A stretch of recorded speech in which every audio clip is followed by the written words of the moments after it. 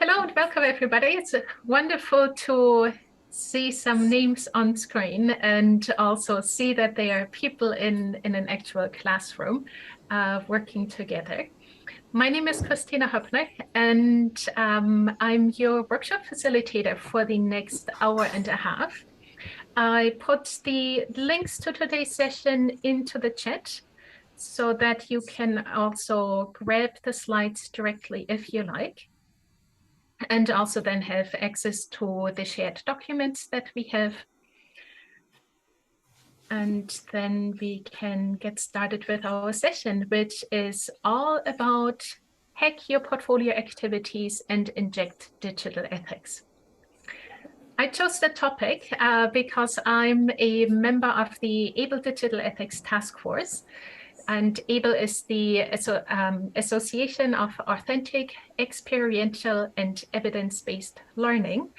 It is based in the United States, but members of AAEEBL live all across the world. And while my accent indicates that I'm from Germany, I actually just live to the east of all of you who are currently online as far as I can see, and also in the room in Te Whanganui Atara Wellington in Aotearoa, New Zealand, where I work for Catalyst IT. And I'm the Mahara project lead, so I lead the development efforts around the portfolio platform Mahara, which is based on open source principles. Today, I'm really happy to be able to facilitate the session with you, and we'll see how it goes in that hybrid format. If you have any questions, please do feel free to just grab the microphone. I'll also try to keep an eye on the chat. And what we have planned in the next hour and a half are a few things. So there will definitely be plenty of time and a good amount of time for working on your own and also working together either online or in the room.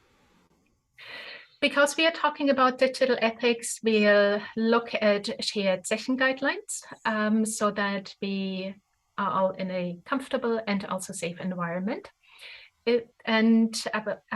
Initially, to give you an overview, very brief overview of why I'm talking about this topic, I'll tell you a little bit about the AAEEBL Digital Ethics Task Force, then the principles that we have been working on over the last 3 years, and then we are getting into the bulk of this session, namely all the activities. First, digital ethics and you, a couple of activities, and then not a Q&A, but I called it a Q&T, questions and tips, since we are here to help each other out and gather some tips. Just in case somebody else came in recently, I'll put the links into the chat again, where you can get the workshop material as well as the links to the activity sheets, and then also the digital ethics principles. Our shared session guidelines. In the task force, we like to make them very explicit so that we can all agree on them or even expand them if wanted in order to be all on the same page of how we are interacting together. So the first guideline is that we want that everybody is here to learn and also to challenge preconceived notions and biases, that we are all listening without judgment and are open to receive feedback. We do want to discuss arguments, but not a person. And if we are going into breakout rooms or if you're discussing anything also confidential in the room in Melbourne, then, and you're reporting back from a group, please keep details confidential, especially if you've been asked to, and just describe things in general terms. If you are online and would like to obfuscate your name, you can rename yourself in Zoom by clicking on the participants list and then on your name on the More button, where you can give yourself a different name. If you don't want to have your voice or video recorded, then please do feel free to use the chat. would you like to add any additional guidelines, or are you happy with the ones that we have here?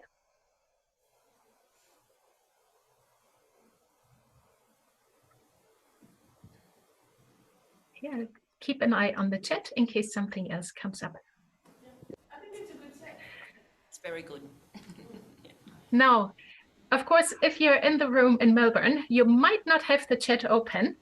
So please do feel free to grab your mobile phone and take a snapshot of the QR code so that you can access the workshop material directly as well. Just give that a couple of seconds. And so in the meantime, I'll get started on who's actually that AAEEBL Digital Ethics Task Force. Well, the task force was formed in 2019.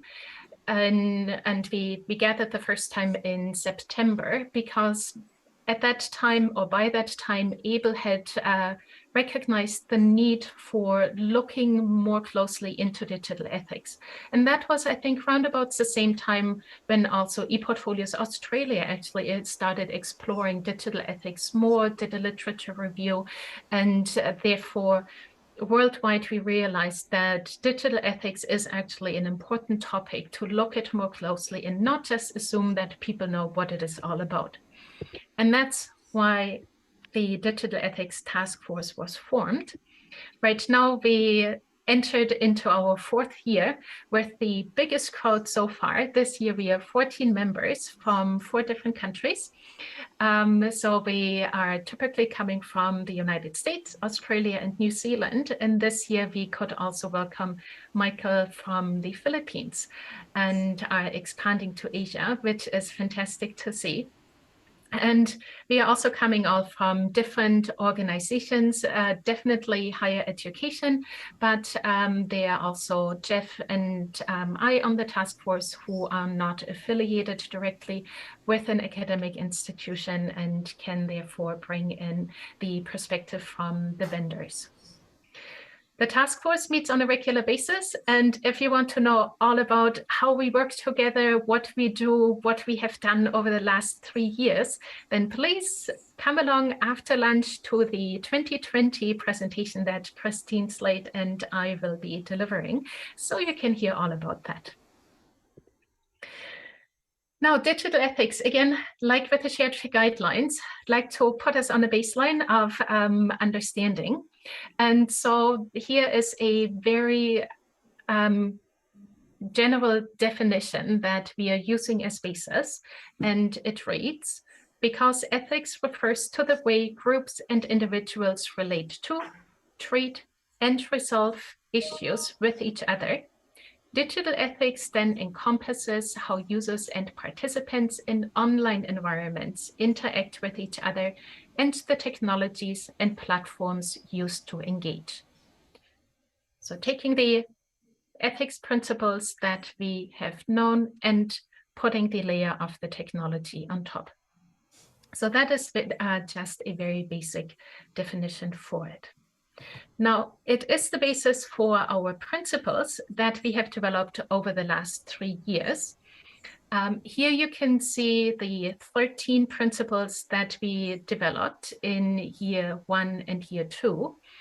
The link will take you to the principles of the 3rd year because just yesterday, Sarah finished the work combining principles that were very closely related so that we are actually now having 10 principles, which will make it a bit easier because there were a number of principles that had quite a bit of overlap. And of course, we want to make sure that it is fairly easy to know kind of what those principles are. And so we have practice, evaluation, support, promote awareness, visibility of labor, diversity, equity, inclusion, belonging, and decolonization. Then we have technology and usability as a new principle, which encompasses access to technology, content storage, and cross-platform compatibility. We also have privacy and consent for data usage, and those things are then combined into data privacy. And last but not least, the 2 principles of accessibility and respect author rights and reuse permissions. We will be, or you will be in one of your activities, be looking at one of those principles that you would like to explore more. And the link does take you to just the 10, because then there is not so much overlap involved. And so each principle is structured very similarly, namely that we have a rationale that gives a very brief overview of what we consider digital ethics and e-portfolios and how that particular principle of digital ethics relates to e-portfolios. Then we provide a number of strategies of how the principle may be applied in the context primarily of higher education. And there we are looking at numerous different stakeholders, namely students, lecturers, instructors, learning designers, but also looking at the platform vendors and also the university administration or management. And depending on the topic, sometimes one stakeholder group might be more pronounced in contrast to another, but we always want to keep all of those stakeholders in mind because they all contribute to the ecosystem. Of course, but the strategies can sometimes be a bit abstract, and that's why we've established a number of scenarios, sample scenarios that highlight how these strategies could be applied in practice. And everything is rounded up with the further reading resources so that you can dig deeper if you want to look more into one area or another. So that is the very brief introduction. And I purposely am not going to take you through each and every principle because there's quite a bit to read, even though the principles themselves are fairly short, but there's always a lot to take in and to reflect. And so we'll use the activities today for you to take a look at 1 or 2 of the principles and familiarize yourself with them and also reflect already on your own practice. And so that's what I'd like you to do right now. Those on Zoom can use the annotation tool. So you should be able to pull that up from the bottom of your screen or from the top, depending on the platform that you're using, whether you're on Windows or Mac. And then you have the possibility to put a stamp directly here on that, not on this slide, but the next slide. Here's just showing you how it should work. Because what I'd like you to do on this slide now is to indicate with one of those stamps. You're very welcome to choose whichever stamp you like and whichever color you like, and put your stamp onto one or more of the principles that you already feel comfortable with or that you're familiar with, even just looking at the title of the principle.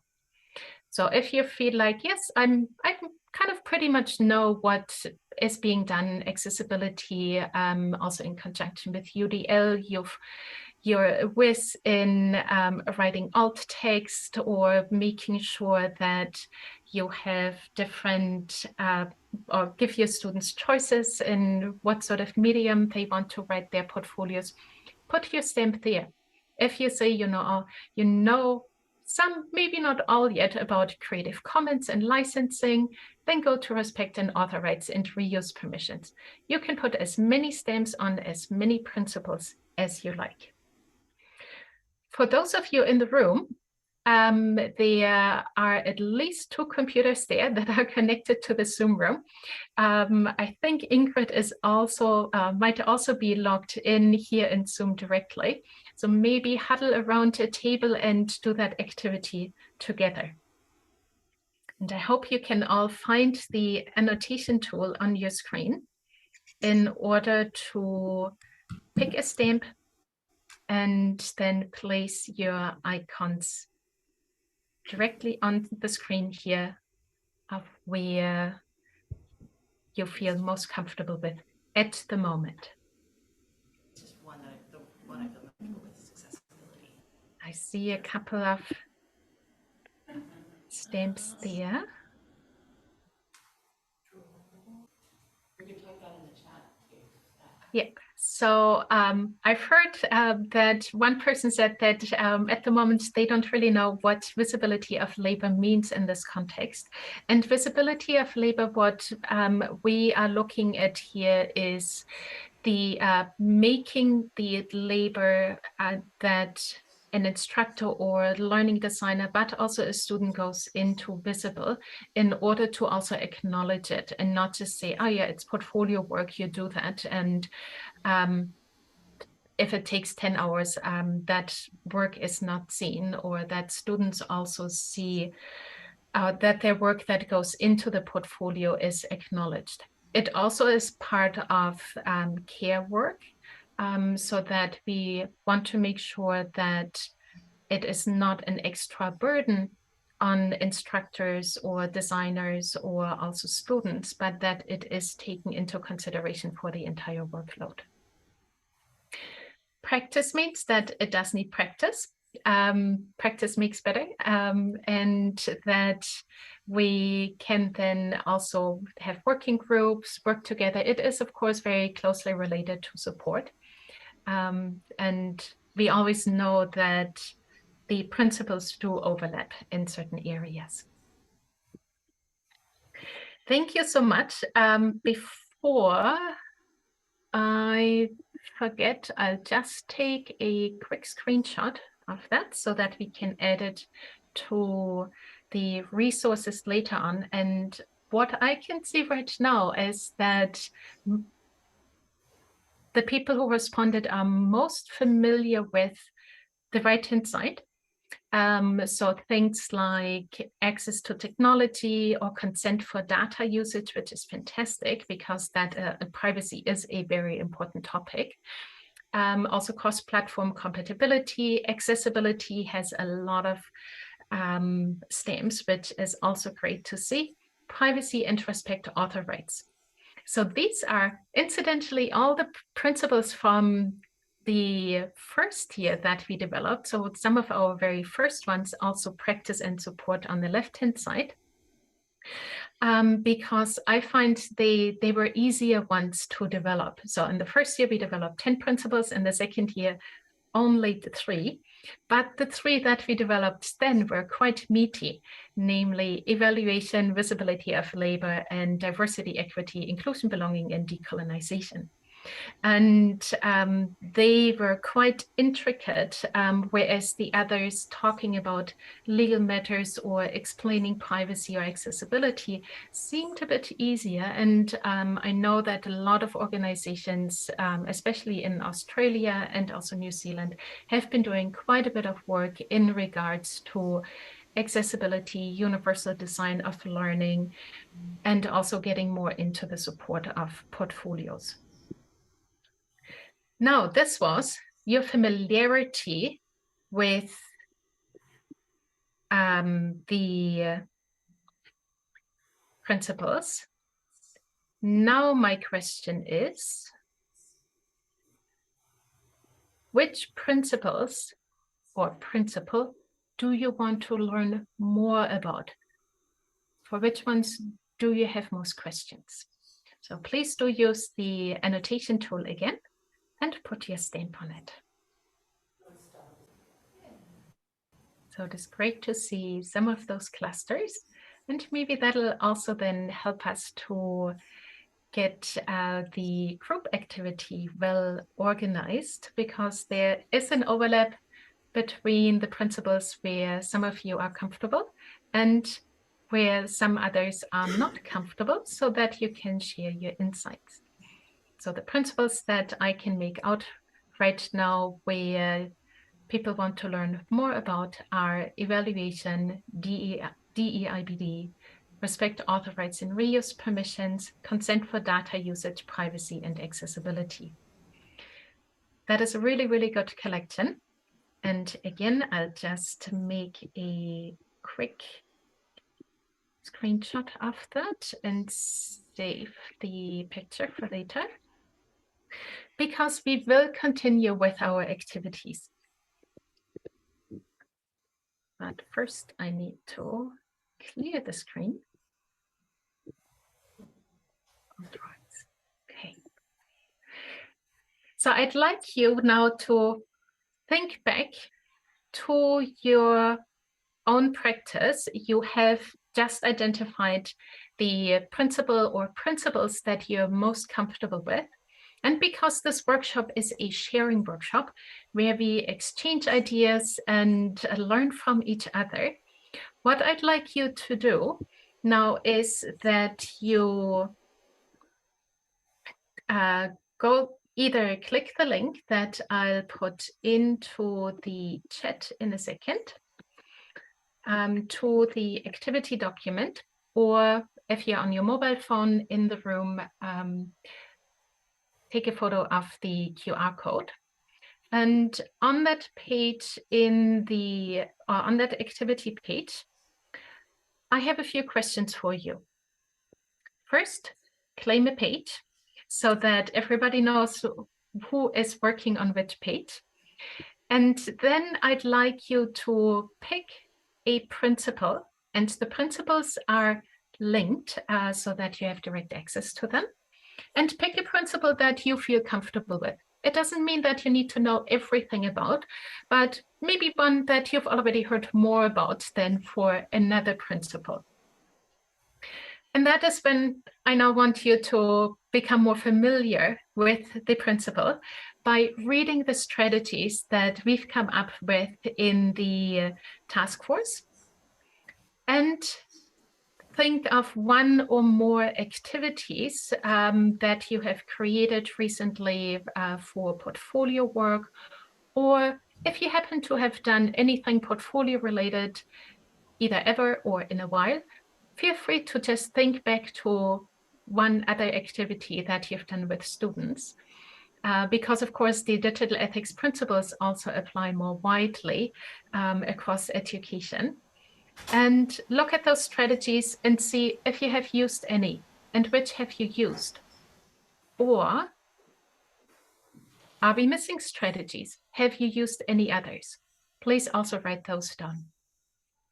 And then lastly, what is your top tip for working with that principle? And so you have until shortly before 30 minutes past the hour. So we'll see each other back here in about 15 minutes. I will let you know through audio about a minute before your time is up. So at about 27 minutes past the hour, when we are coming back together. And so this is a quiet activity, if you like, especially for those who are online.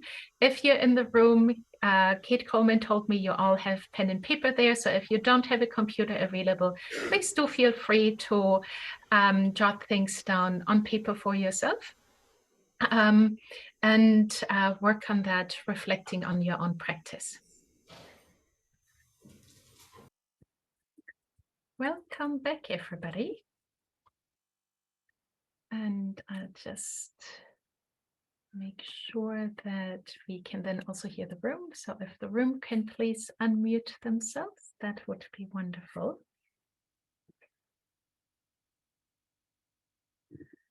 And since we are going to talk now, I'll just remove the spotlight so that we can see everybody.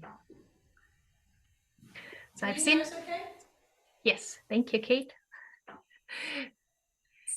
Could you maybe switch to the gallery view, Kate, so that we can see everybody else who's also online? That'd be fantastic. Yep. So I've seen a number of, seen people writing in the document, and I think in the room you also had a good conversation yourselves there. Does anybody want to share what they are currently doing, what strategies they're using, or what tip you have? Please feel free to use the microphone or let me know in the chat if you want me to read anything from the document.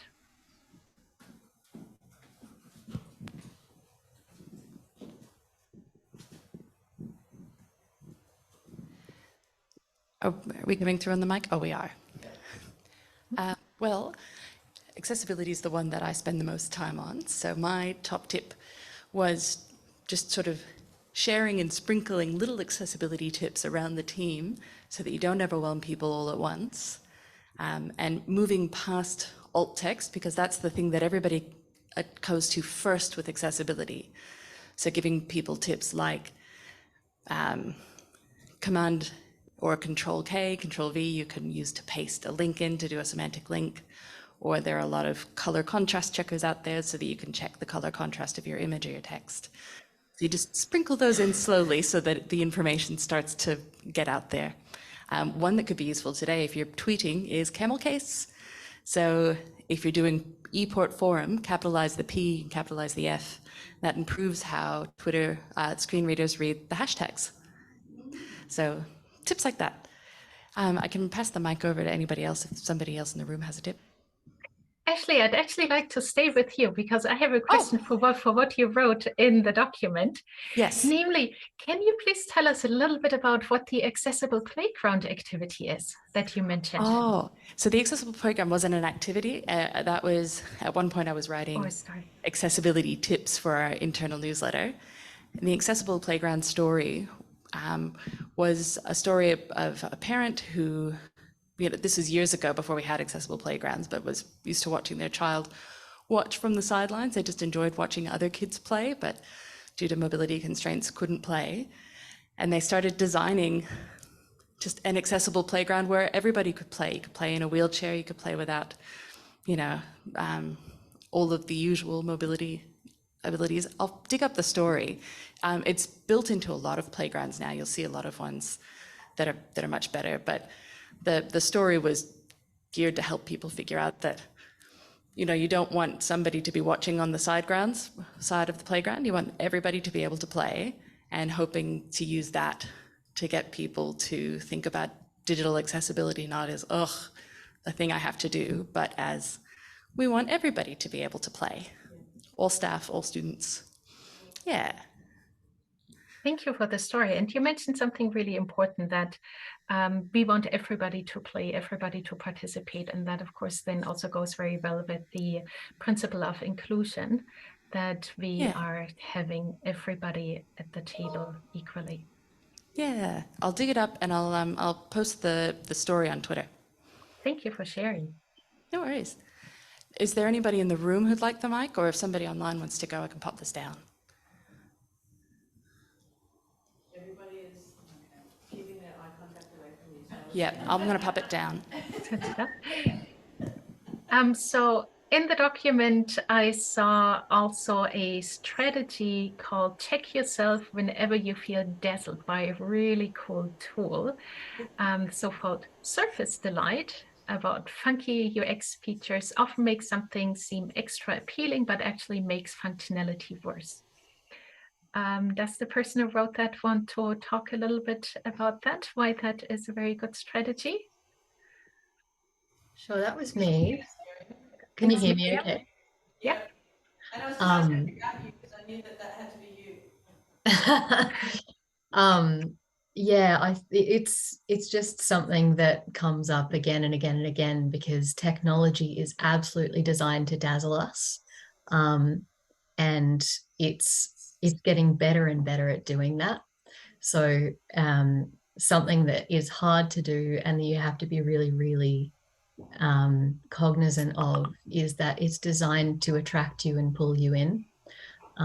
So just taking a moment and going, why do I love this so much?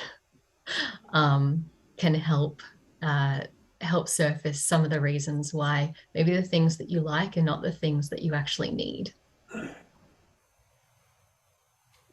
Yes, that is certainly something that we've also seen. And that comes down to the strategies that a couple of you have also mentioned in the document, namely don't trust the vendor, but do your own accessibility testing. And me coming from the vendor side, I do want to agree with you with that. We do our best to make the platform accessible and also talk very transparently about what our platform can do and what it can't do.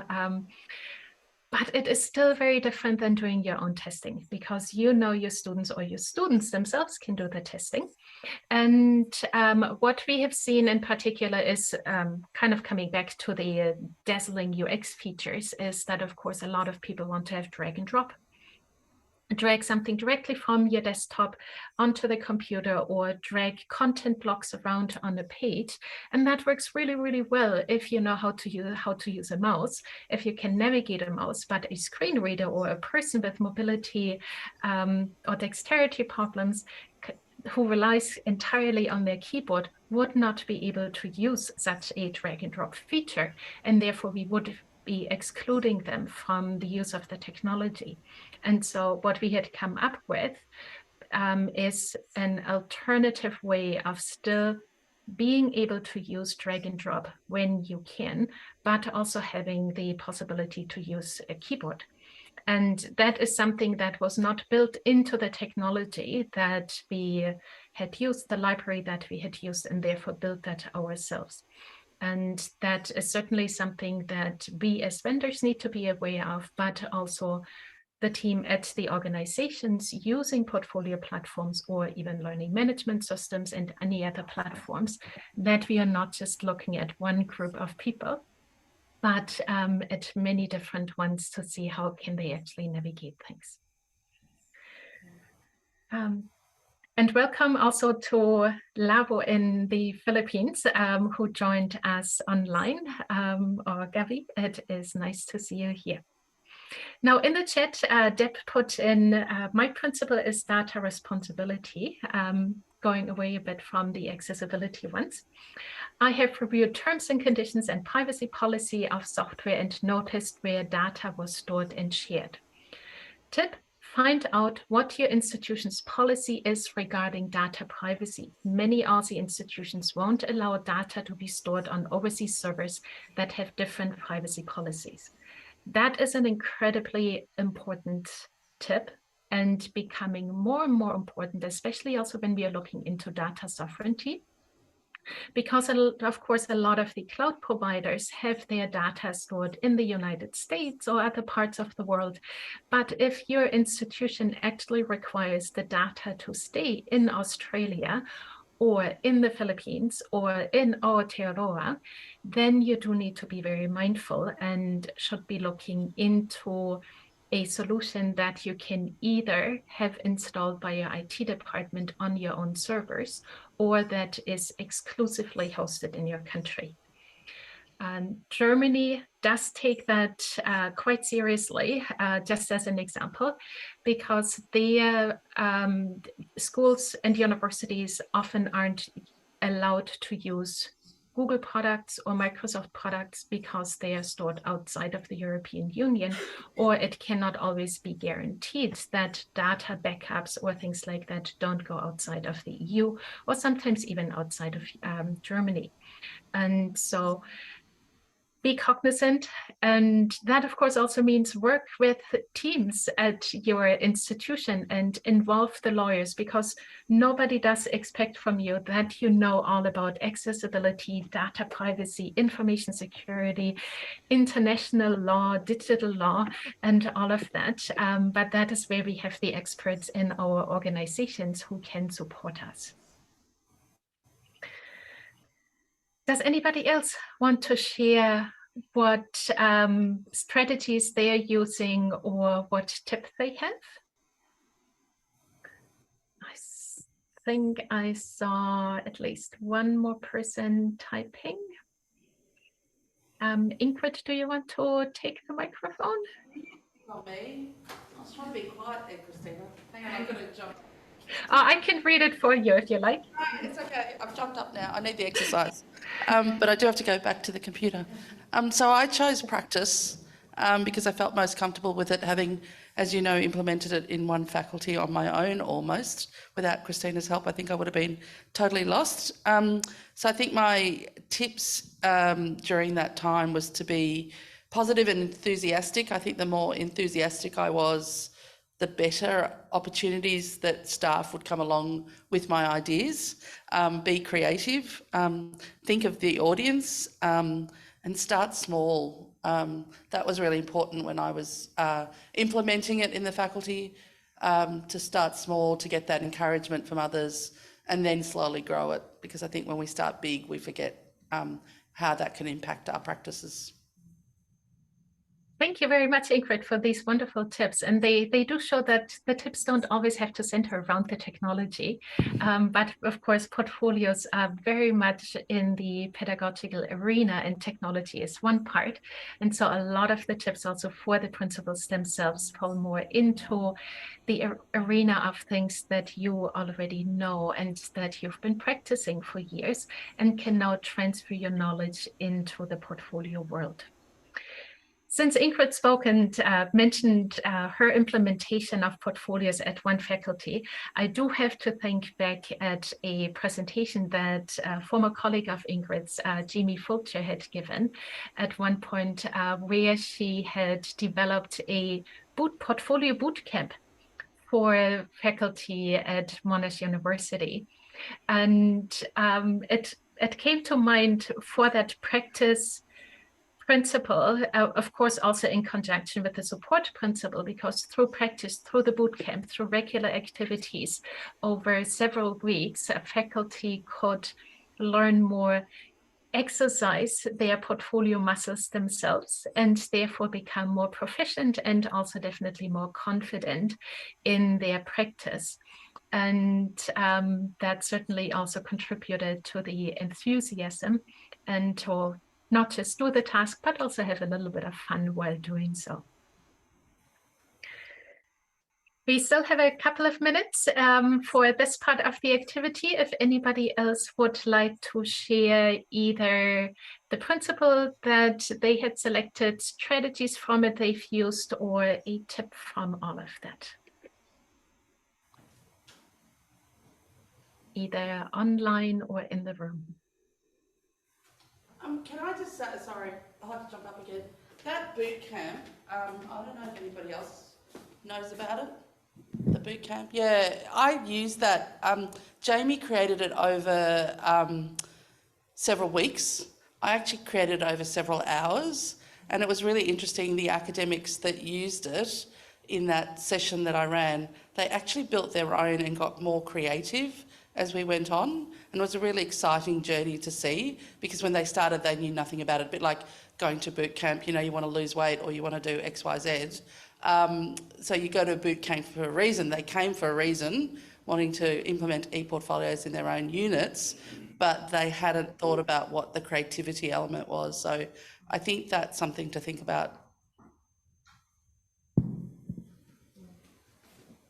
And thank you, Ingrid. And that also shows how flexible you can create different activities. For those of you that are online, you're very welcome to grab the link to the presentation for Jamie's bootcamp that I referred to, where you can learn a little bit about what she had done and structured, and maybe also want to get in touch with her if you'd like to get more of the material from her. All right. That now takes us to our second activity, which will be an activity that we'll be doing in groups, because especially giving also the room the possibility to work together, but also for everybody who is online, that we can do a couple of activities together. Let me just check. So I think we'll probably have 2 breakout rooms for that, so that we have fairly small groups, but not too small.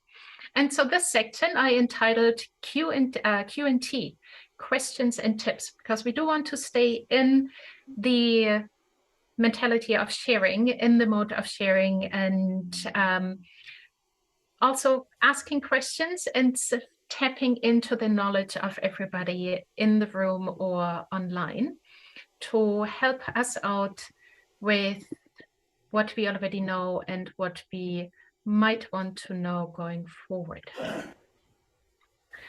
And so in the chat, you will find the link to the second activity sheet, and you can, as a group, claim a page, and then you can introduce yourself, nominate a scribe, and everybody can go around, ask a question, and see if you can share a tip within your group.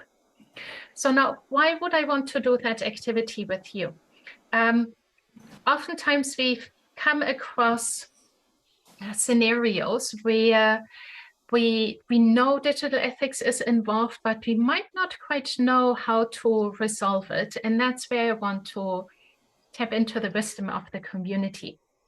So for example, if I were to teach nursing students, one question that typically comes up is around multimedia content. In another department, say the media department, there it's commonplace that people do audio or video reflections, don't always have to write. And at a conference, I've heard that that is fantastic, that we should be allowing multimodality for the students so that they can decide which mode they prefer to reflect on or to collect their evidence in. But of course, being a lecturer in nursing, I also know that data privacy and patient privacy, because we are often working with patients, is incredibly important. And so I have two areas to consider. First, the patient privacy, but then also that I do want to ensure that my students have the possibilities to not just having to write text. So how could I resolve that conundrum? What could I do? What strategies could I employ that others might have already used in order to still be digital ethically safe? And so if I had posted that question now in the group, somebody might have suggested, well, instead of doing an audio recording, maybe they do, instead of doing a video recording, maybe they just do an audio recording. Or if the department has a policy of what steps need to be taken if pictures from patients are important as pieces of evidence, what are the procedures that I need to follow in order to take a photo? Maybe also I'm not going to take the photo of the entire patient, but only if I'm drawing blood, that I only crop it to that part so that the data is pretty anonymized. And so those are kind of the types of questions and tips that you might be thinking about and share in your group. And then if you do have the possibility of and access to a computer, it would be wonderful if you popped your tips into the document so that we can then share that after the workshop with everybody in order to increase your tip bank and have more strategies on hand. So I'll open breakout rooms shortly if I can do, do that. And if you are in the room in Melbourne itself, you can already get started on the activity.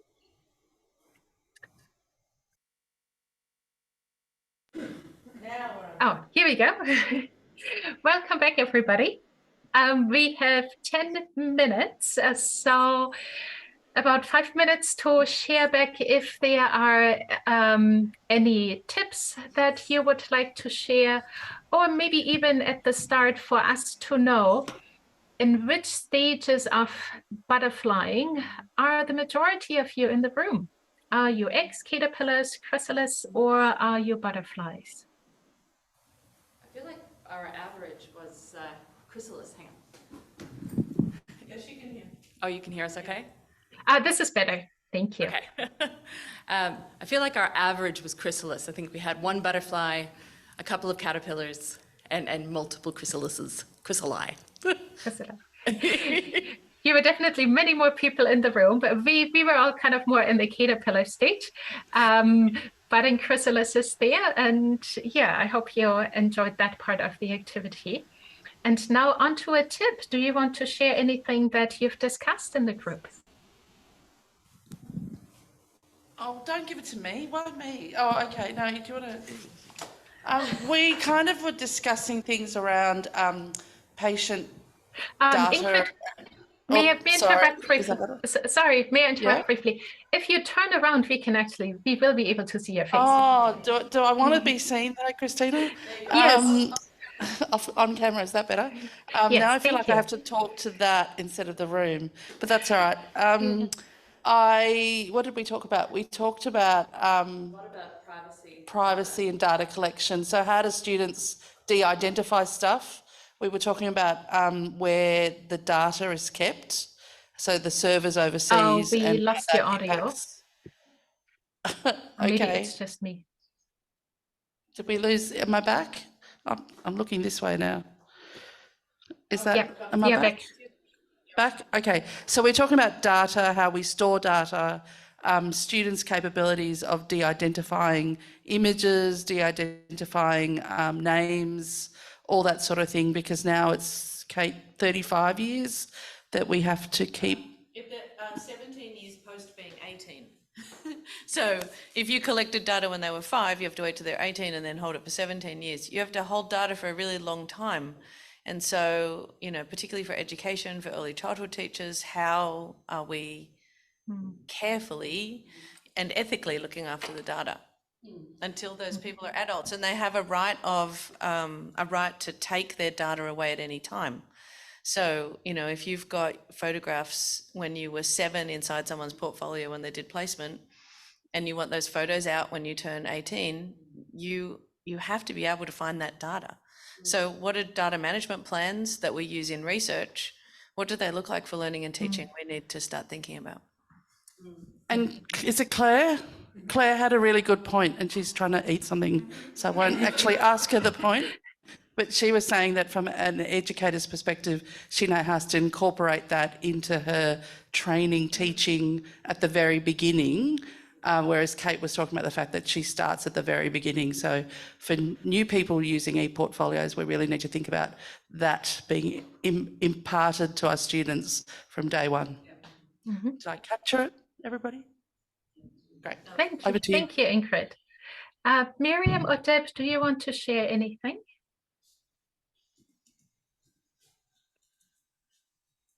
Putting you on the spot there a bit.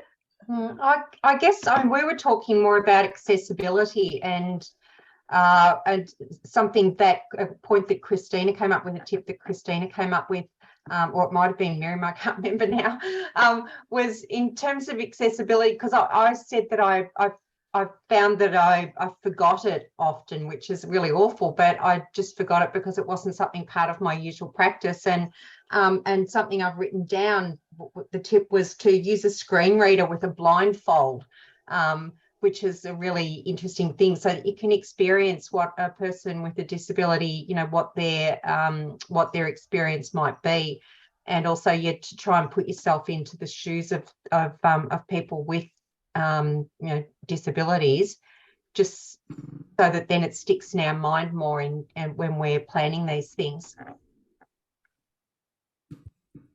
Thank you, Deb. Miriam writes, and it's so easy to forget a list of 50+ criteria on the WCAG checklist. That is for sure, because there's a lot of them. So if we can narrow things down to a few, and you had mentioned that earlier, kind of step by step, little by little, or that is very important rather than trying to accomplish everything in one go.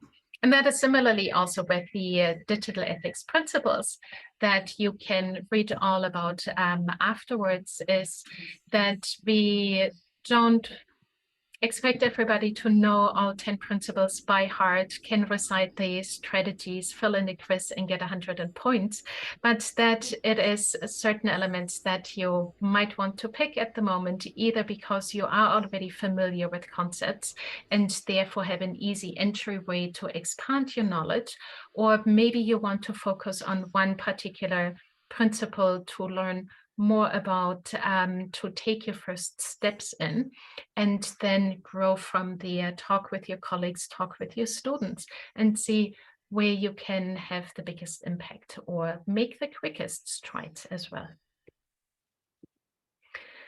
And so to finish up, because our workshop is now already over, because all of you, I think, will want to go into a break now, is that there's always more to learn. After the Eportfolio Forum this afternoon is before the next workshops. And so I'd just like to point out a couple that you will be able to attend over the next 2 months. The next workshop, organized by the Digital Ethics Task Force, will be on the 8th of November, about considering digital ethics in post-pandemic pedagogy and curricula, the case of e-portfolios. We are partnering with GSOL on that. If you're a GSOL member, you can get in for free. Otherwise, there's a nominal participation fee. And in December, we will be talking about author rights and reuse permissions with our very own Christine Slade from University of Queensland, who is also on the organizing committee of ePortfolios Australia. All the events or the December one will be listed on able.org/events as soon as we have the December date. The November one can already be found there. And we are certainly also looking into having more events next year to talk digital ethics and to invite everybody to participate. If you want to get in touch with me, talk about anything digital ethics related, or want me to convey things to the task force, or also want to talk about Mahara, please do feel free to get in touch. And I'd like to thank you all for having participated in this hybrid workshop, a first one for me. So thanks also in particular to Kate Coleman and also Kate Mitchell in the background, and to Alison, who've helped facilitate and made it possible that we can have this dual delivery of the ePortfolio Forum. Hooray. And I look forward to seeing you in some of the other sessions. Thank you. Thank you, Kristina. Well done.